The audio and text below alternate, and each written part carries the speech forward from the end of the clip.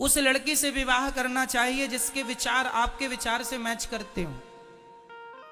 आप चाय पीते हैं और आपकी पत्नी चाय नहीं पीती, कॉफी पीती है, तो विचार मैच नहीं करेंगे, लड़ाई होगी। पत्नी कहेगी आज कॉफी ही पी लीजिए, पति बोला नहीं कॉफी नहीं चाय बना, नहीं मैं तो कॉफी बना के बैठी हूं, मैं तो कॉफी पीती हूं। लो दोनों में भेदभाव होगा, दोनों में झगड़ा होगा, क्योंकि विचार मैच नहीं करते। पति सब्जी सब्जी खाता है, पत्नी दाल दाल खाती है, अब विचार मैच नहीं कर रहे हैं। या फिर दोनों में से एक उसके हिसाब का बन जाए तो झगड़ा नहीं होगा। यदि विचार नहीं मिल रहे हैं तो झगड़ा होगा, विवाद होगा। इसलिए शादी के पहले लड़की को, लड़कों को देख लो। लड़की के माँ बाप लड़कों को अच्छे से देख लिया करो। शराबी तो नहीं है, लड़की की जिंदगी बर्बाद हो जाती है शराबी पति मिल जाता है तो। रोती हैं बेटियां कि शराबी मिल गया, बहुत कष्ट देता है शराबी, कोई सुख नहीं है किसी भी प्रकार का। इसलिए शादी के पहले खूब अच्छे से देखो, शराब तो नहीं पीता, गलत संगत में तो नहीं है, सेल्फ है, काम धाम करता है, उससे विवाह करो। किसी से भी ना बांध दो अपनी लड़की को भाग्य का बहाना बना के जो भाग्य में था मिल गया। भाग्य के पहले भी तुम्हारे पास समझदारी है, सही निर्णय ले लो ना। जो मिलना है वो तो मिलना ही है, पर फिर भी हम कर्म तो अच्छे से अच्छा ही करते हैं। भाई दूध में मक्खी कोई धोखे से पी जाए अलग है, पर आंखों के सामने मक्खी पड़ी हो तो नहीं निगला जाता ना। क्यों?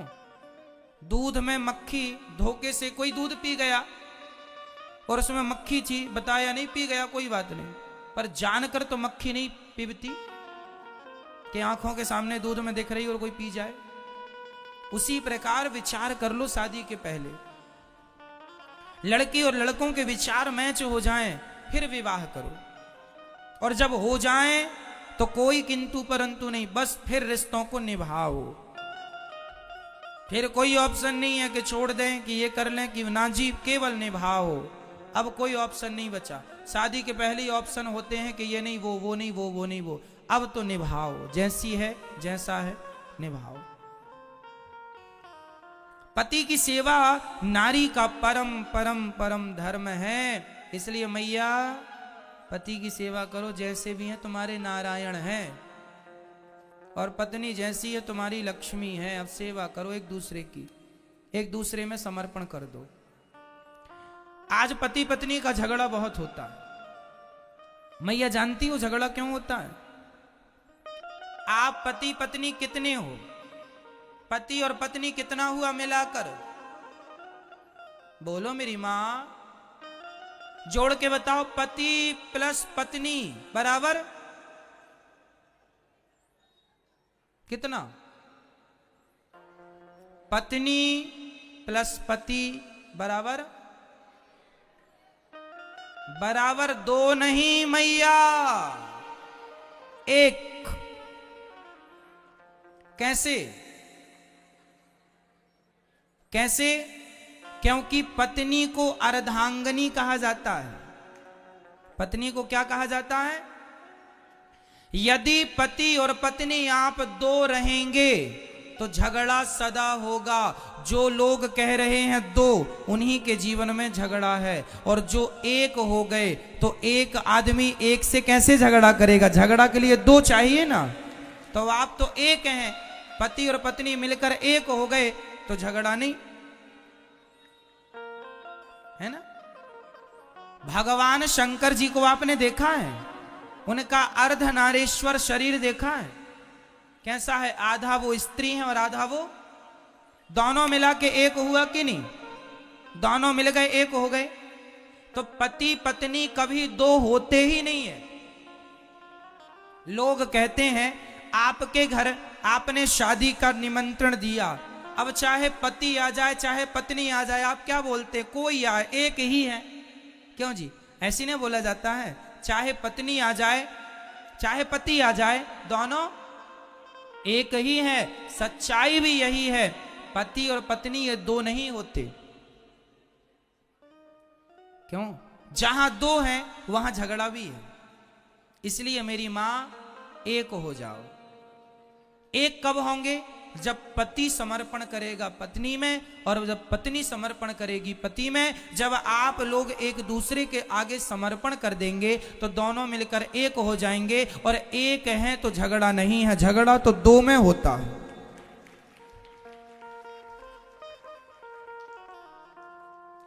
झगड़ा तो, और पति पत्नी अर्धांगिनी है, मैंने ये सुना है।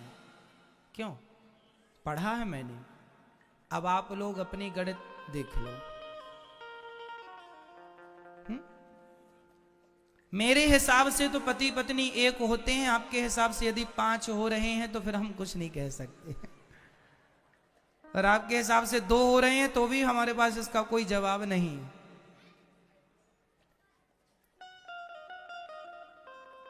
ठीक है मैया? तो आज से पति पत्नी कितने? 1, 2 नहीं। आपके पति को कोई गाली दे तो वो गाली किसकी है? वो हमें दे रहा है। और आपकी पत्नी को कोई गाली दे तो वो गाली आपको, और आपके पति को कोई गाली दे वो गाली आपको, क्योंकि आप 2 हैं ही नहीं। कोई आपके पति का अपमान करे, वो अपमान किसका है? बोलो मेरी मां।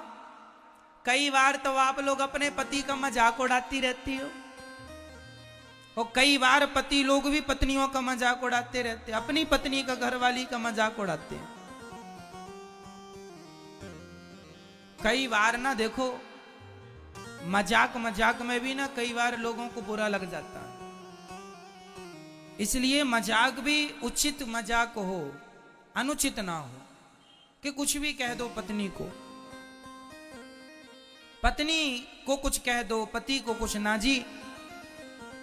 यदि पत्नी ही अपने पति का सम्मान नहीं करेगी और पति ही अपनी पत्नी का सम्मान नहीं करेगा तो बताओ फिर कौन किसका सम्मान करेगा?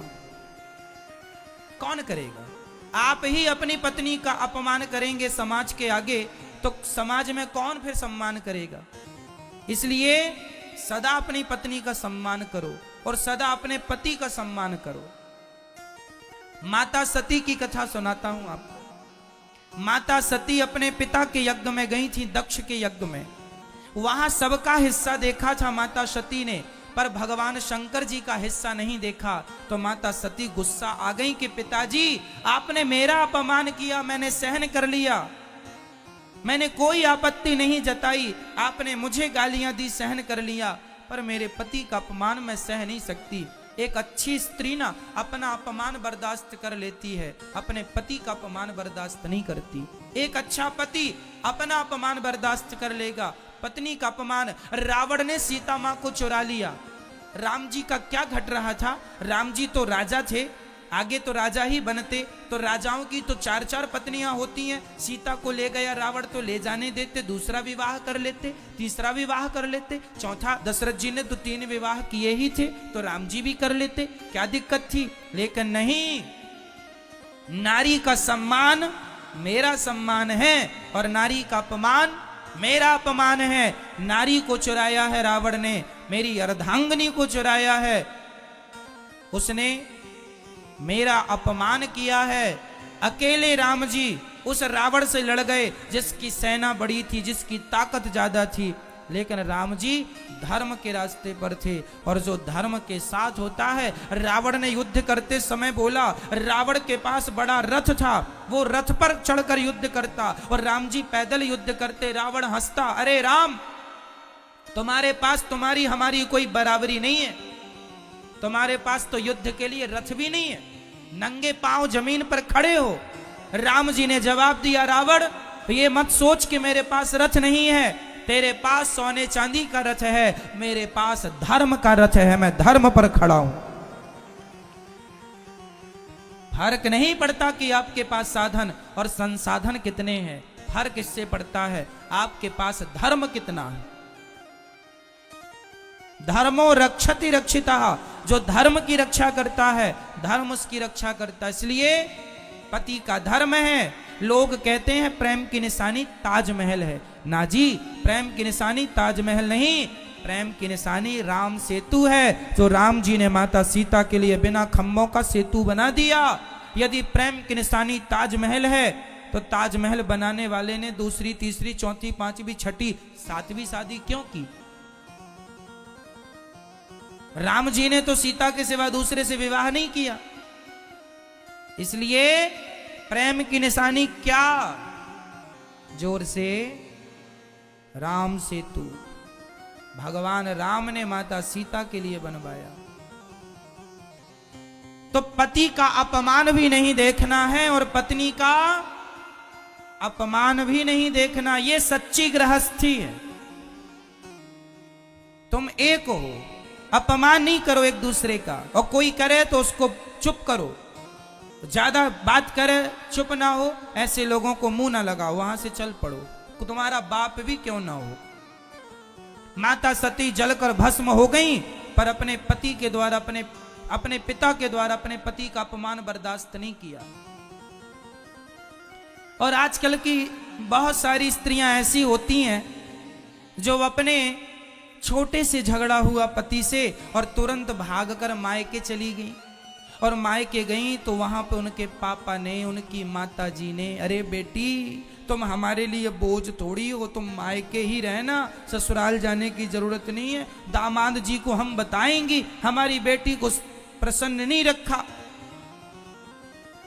अब दामाद जी का फोन आया, सासू माँ वो भेज दीजिए हमारी पत्नी को। नहीं दामाद जी, अच्छा नहीं किया आपने हमारी बेटी के साथ, नहीं भेजेंगे।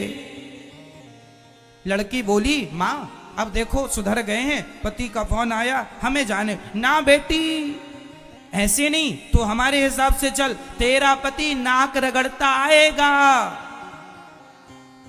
तब जाना। तो तुम कैसी कलयुगी पत्नी हो, अपने पति का इतना बड़ा अपमान कि तुम्हारा पति सॉरी बोल रहा है, उससे तुम्हारा पेट नहीं भरा। रही गलती सबसे होती है, छोटी छोटी बातों में छोड़कर ना चली जाया करो। और तुम कहती हो मेरा पति नाक रगड़ने आए, तो तुम अपने पति को नाक रगड़वाना चाहती हो, यही तुम्हारा पातिव्रत है। ऐसी स्त्रियां पतिव्रता नहीं कुलटा कहलाती हैं, जो अपने पति को ये कहती हैं कि नाक रगड़ता आए तब जाऊंगी।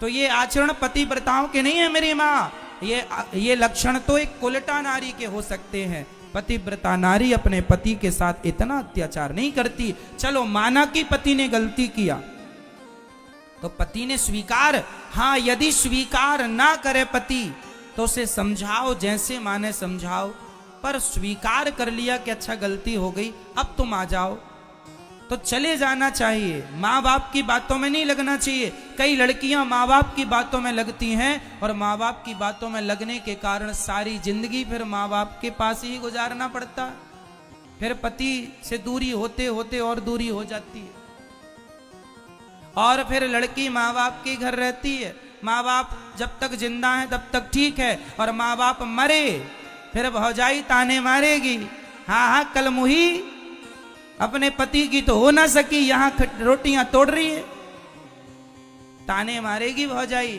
फिर सहन कर लोगी। इसलिए गलत निर्णय ना लेना मेरी माँ। माँ बाप के चक्कर में बहुत सारे घर बिगड़ गए बेटियों के माँ बाप के कारण। जरूरत से ज्यादा मम्मी पापा का जो मोह बेटियों से होता है ना, ये तुम्हारा मोह भी बेटियों के लिए हानिकारक होता है। जरूरत से ज्यादा मोह। शादी के बाद बेटी अपने माँ से एक एक घंटे बात करती है, माँ खा लिया। खुद की सास भूखी, उसे नहीं पूछा कि खा लिया माँ, वहां पूछ रही है 1000 किलोमीटर दूर फोन लगा के माँ खा लिया। खुद की सास को नहीं गिलास भर पानी दे रही है और माँ खा लिया। अरे तुम अपनी माँ की सेवा कर लो, सासू माँ की, तुम अपनी सास की सेवा कर लो, वहां तुम्हारी माँ की बहू उसकी सास की सेवा कर लेगी, अपने आप सब व्यवस्थित हो जाएगा। बेटियों को लगता है सास की सेवा ना करना पड़े, केवल माँ की सेवा मिल जाए तो मैं माँ को खुश रखूं। अरे सास भी तो माँ ही है। तुम्हारी बुद्धि ये कब ठीक होगी राम जाने। तुम सास को माँ नहीं समझती हो। जो समझती हैं मेरी माँ, जो बहुएं सास को माँ समझती हैं, ऐसी बहुओं को मैं प्रणाम करता हूँ। मैं हर बहू के लिए ये आरोप नहीं लगा रहा हूँ, जो ऐसी हैं उनके लिए है, आप बुरा ना मान जाइएगा। कुछ बहुएं ऐसी होती हैं जो अपने सास की सेवा ना करके केवल माँ का ख्याल रखती हैं, पर उनकी माँ के साथ भी तो वैसा ही होता है जैसा तुमने अपनी सास के साथ किया है। ईश्वर के घर देर है अंधेर थोड़ी है। आजकल तो ईश्वर का भी हिसाब अपडेट हो गया, यहीं का यहीं मिल रहा है सबको, यहां का यहीं भोग रहा है आदमी। सारे सॉफ्टवेयर अपडेट कर लिए पहले भगवान ने, अब पहले तो यहां का किया वहां भोगना पड़ता था, आजकल सब अपडेट हो गई, यहीं भोग लो।